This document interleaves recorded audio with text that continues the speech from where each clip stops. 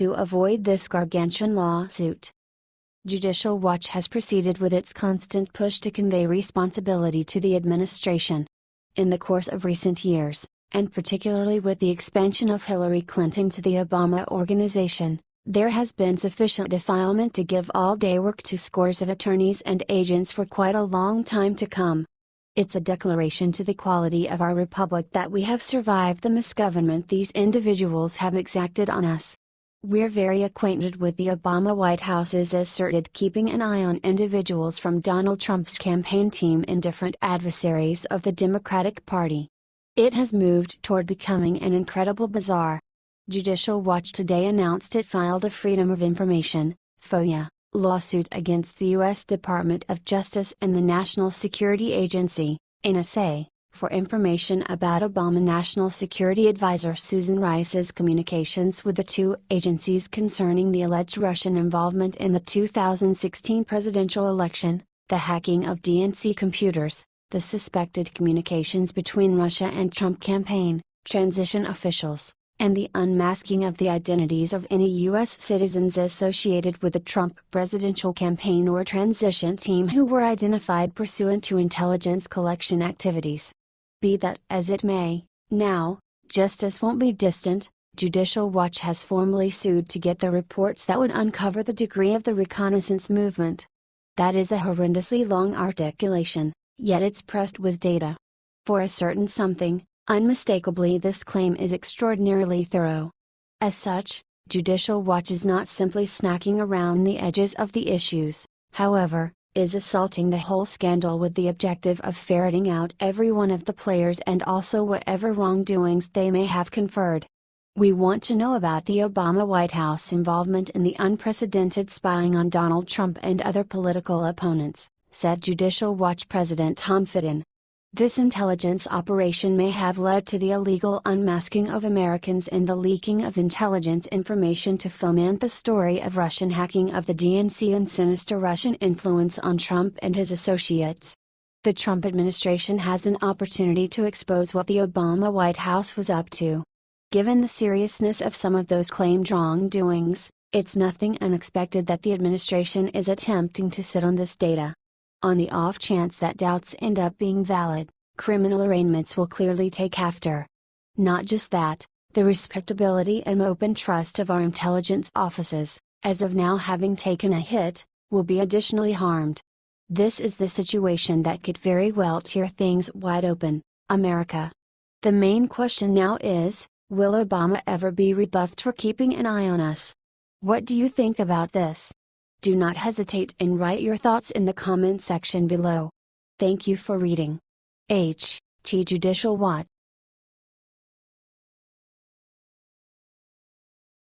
The legality has hit enough, reveals Obama's true identity on live TV.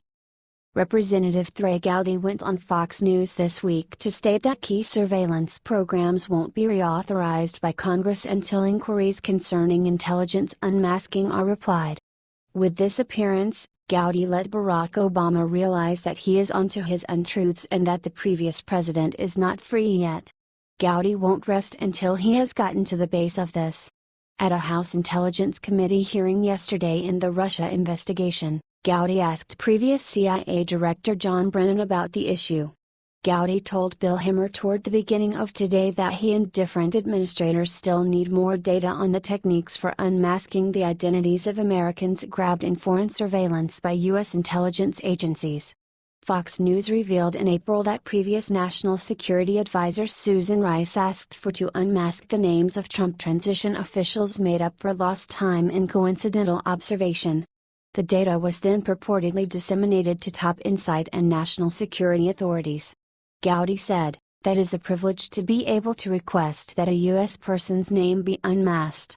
I want to know who's making the request, and what is the evidentiary basis of that request. And if it's late in your tenure, like the day before you leave office, that should send off alarms and sirens in your head as to why that person did it." Gowdy said key parts of the Foreign Intelligence Surveillance Act won't be re-established before they terminate at year-end unless the American individuals are fulfilled that their security is going to be safeguarded. Solicited whether there is evidence from the Obama administration abusing the unmasking methods, Gowdy said the matter should be taken a gander at further. Gowdy said he's as yet sitting tight for answers about what happened late in the Obama administration, yet is not blaming the previous president for spying on the Trump team. What do you think about this? Do not hesitate and write your thoughts in the comment section below. Thank you for reading. H.T. Fox News.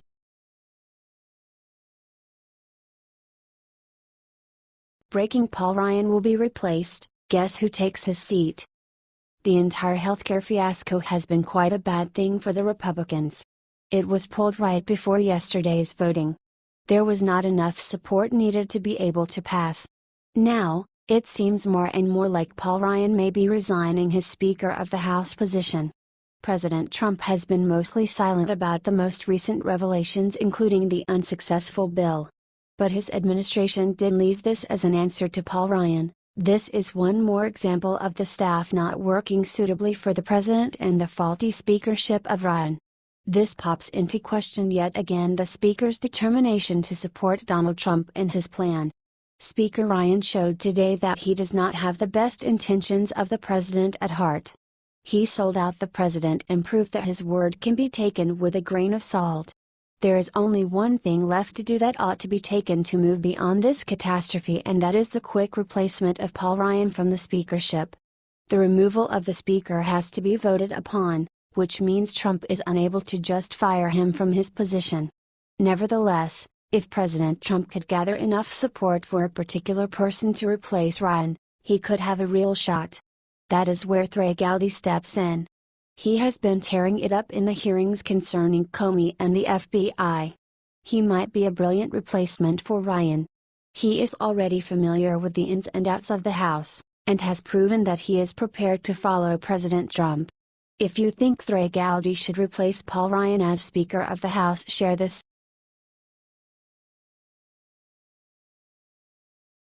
New fraud trail just erupts. Look where it led. Dr. Ben Carson knows and is on the warpath. Any entrepreneur realizes that, altogether, for an organization to be productive, fraud and waste must be killed wherever they exist. Nonetheless, when fraud and waste exist in view of purposeful carelessness or mismanagement, it's an ideal opportunity to do some housekeeping and dispose of the general population that are ripping off the organization. At the point when the organization getting ripped off is an office of the national government, financed by us citizens, that exists to give minimal effort lodging to low-wage families, somebody should be considered responsible for the fraud and waste. The issue is the Housing and Urban Development, HUD, Inspector General, IG, the administration watchdog made by HUD, to regulate and report such fraud and waste misuse, has been concealing the data contained in no less than 14 reports. Also, Ben Carson is on the warpath. Via Daily Caller, the reports concern issues involving the Department of Housing and Urban Development, HUD, including illegal immigrants living in federally funded homes, tax fraud, and millions of dollars for years in unused bank accounts. The department's 2017 budget is $48.9 billion and it has 8.375 employees. The HUD Inspector General, IG, posted its Systemic Implications Reports, documents that reveal opportunities for fraud in agency programs, to its website. A comparison between that listing and another the DCNF previously obtained through a Freedom of Information Act, FOIA, request showed 14 reports from 2011 to 2014 were excluded from the IG's website. At least 3 of these reports were also kept from HUD, meaning top department officials may not even be aware of the problems and suggested remedies. One unreleased 2011 report found that 1,300 fugitives, including rapists and murderers, were illegally living in HUD-funded homes, and local authorities managing the properties refused to evict them, the DCNF previously reported. The IG hashed another 2011 report, this one about a rural Missouri town that did not spend $78 million of federal tax dollars that was awarded in 2008 for disaster funds. Clearly, there is significantly more to the story, and the office entrusted with monitoring waste and fraud has failed. or perhaps spiked it in the wake of getting a couple of payoffs, bribes, and perks. Whenever there are criminal activities happening in the administration, discover who is benefiting from it and you have your guilty party. The HUD got to be on Ben Carson's rundown of individuals to examine next. What do you think about this? Do not hesitate and write your thoughts in the comment section below. Thank you for reading. HT The Gateway.